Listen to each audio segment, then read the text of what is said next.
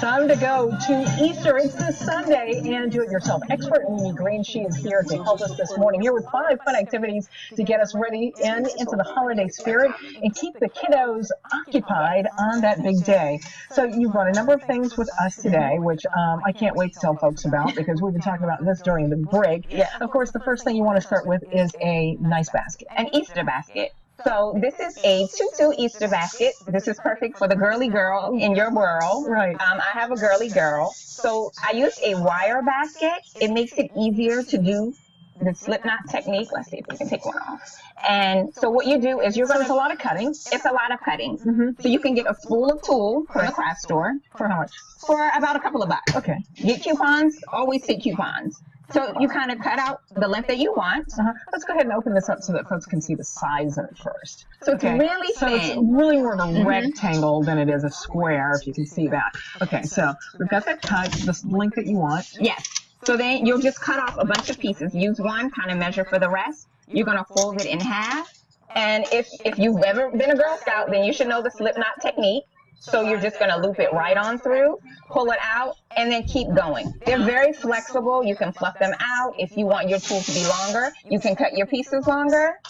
And then you fill it up with lots of goodies. So I try not to put a lot of candy in my daughter's baskets. Right. So movies, They get enough craft sugar. Yes. So craft projects, DVDs, there are a lot of good Disney movies out. Maybe a new little T-shirt or spring fun that you can add into the basket. And I was just thinking, for a little boy, you could probably use some of the small little fabric packs that they have that are only a couple of bucks. Always a couple of bucks. So in total, this thing costs about $5 to make. Perfect. Okay. Next, the T-shirts. Why not, right? Why not? An Easter So shirt.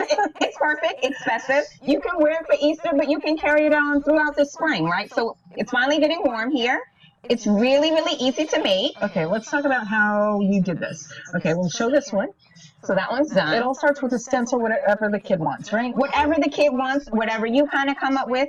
It's Easter, so I decided to use a bunny. You can make this a little chick. You can make it maybe your kid's initial, whatever you want. And you want to cut it out. If you can't draw, you can get a template off the internet, just print it off, and you want to stick it to your shirt.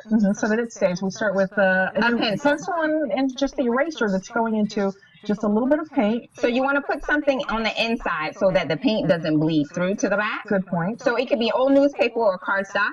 So you're going to dip the eraser part of your pencil into some glue, and then you're just going to do a dab technique.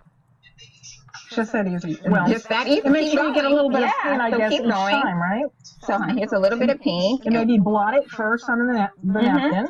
And you're just going to keep going. Okay, so the paint costs how much? The paint is just a couple of cents. Again, make sure you take your coupons to the store. They're always craft coupons. And you're just going to keep dabbing. You can use one color. You can use multiple colors. The T-shirt itself costs a little under $5. So for about $7, you can do this whole entire project. And again, gloss acrylic paint, so it can be used for anything like that. Yeah, so that's multi-purpose paint. You can use it on fabric, wood, glue, whatever you want. Okay, now this is a darling centerpiece. I love this. And it looks like something you'd want to eat because it's made from jelly beans. But don't. Right. So I started out with just a styrofoam ball, which again you got from the craft store, a hot glue gun, and just one by one you're just placing your jelly beans on there. I'm going to remove this so that people can see what's underneath. And then this part is just a wooden dowel. You can get it in the craft section. You can get it in the garden section. I just wrapped a piece of ribbon around, securing it with a hot glue gun. This here is a piece of foam.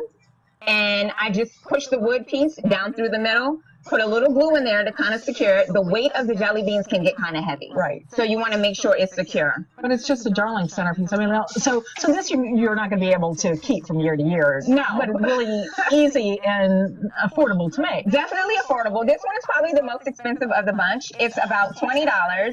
And you can put it on your table for brunch, for Easter dinner, or what have you. Right. And in the same paints, I like this. Mason jars. Mason jars. Very popular. You can get them from less than $1. Very, very cheap. Using the same multi-purpose paint. So you can take the top off. Take the lid off. And what you do is you're just going to pour the paint on the inside. And you're just going to roll it around until the inside of it is covered.